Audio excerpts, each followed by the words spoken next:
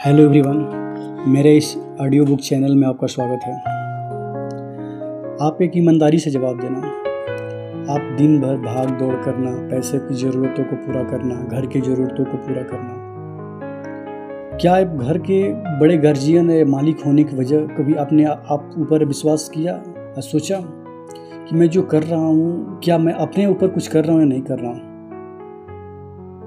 मैं सभी पेरेंट्स से, सभी घर के वो गार्जियंस या मालिक से रिक्वेस्ट करना चाहता हूँ। मैं भी एक घर का मालिक हूँ और एक गार्जियन भी हूँ और पेरेंट्स भी हूँ।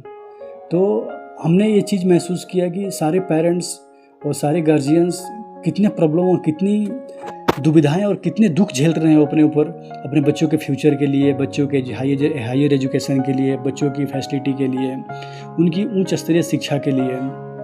कितने हम लोग डेली उस दिनचर्या को सोच के स्ट्रेस में रहते हैं कि क्या हमारी बच्चों की लाइफ कैसी होगी, उनके खान पान कैसा होगा, उनका रहन सहन कैसा होगा, वो बड़े होकर क्या करेंगे क्या नहीं करेंगे। हम कभी अपने बारे में नहीं सोचा कि हमारी शरीर की हेल्थ की कंडीशन, अपनी एजुकेशन की कंडीशन और अपने बोलते हैं कि माइंड की ग्रो हम नहीं कर पा रहे हैं। दिन भर फ्यूचर की प्लानिंग में ही लगे रहते हैं। बहुत ज़रूरी है, लेकिन हमें कभी एक कदम अपने हेल्थ के ऊपर भी ध्यान देना है। हमारी हेल्थ की ये स्टेटस बनती चली जा रही है कि हम अपने आप को उस स्टेज पे ले जाकर रोक रहे हैं जहाँ की हम पहुँचने के बाद से वापस आना नामुमकिन है।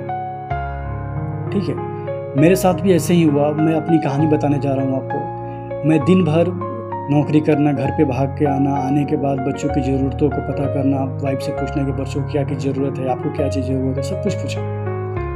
फिर बिना खाए पिए भाग के उनकी ज़रूरतों को पूरा किया। लेकिन एक दिन ऐसा आया, ये हमारा शरीर है, ना कि कोई मशीन है या फिर कोई ऐसा आर्टिफिशियल मैकेनिकल चीज़ है हमारे पास कि जो इसको कोई ज़रूरत नहीं पड़ेगी। इसको भी रेस्ट की ज़रूरत पड़ती है, इसको भी पीसफुल माइंड की ज़रूरत पड़ती है, इसको भी हैप्पीनेस की ज़रूरत पड़ती है। और हम हैप्पीनेस को खो चुके हैं अपने शरीर से। क्यों?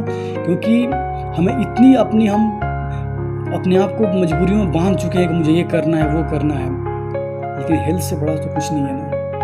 आज हेल्थ की कंडीशन ऐसी हो चुकी है कि मुझे ऐसा लगता है कि फर्स्ट हेल्थ है, इसके बाद ही सब कुछ है। क्योंकि जब मैं ही नहीं रहूँगा, आप लोग नहीं रहेंगे, तो कैसे हम बच्चों के भविष्य को डिनोट कर पाएंगे कि बच्चों का भविष्य कैसे सुधार सकते हैं। दुनिया मरने के बाद कौन देखा है? किसी को पता है कुछ इसका क्या अनुमान है, क्या परिणाम है, क्या रिजल्ट आता है मरने के बाद? किसी ने देखा नहीं। हमने भी सुना है और या देखा है, लेकिन कभी हमने ये तो नहीं देखा कि दुनिया मरने के बाद कोई देखने आता है, नहीं आता, कोई मेरे पूर्वज और मेरे वंशज क्या कर रहे हैं, नहीं कर रहे हैं। प्लीज़ मैं आप लोगों से हाथ जोड़ के ही रिक्वेस्ट करता हूँ कि जो भी मेरे वीडियो और ऑडियो के माध्यम से इस चीज़ को सुन रहा है, प्लीज़ अपने हेल्थ पे ध्यान दीजिए।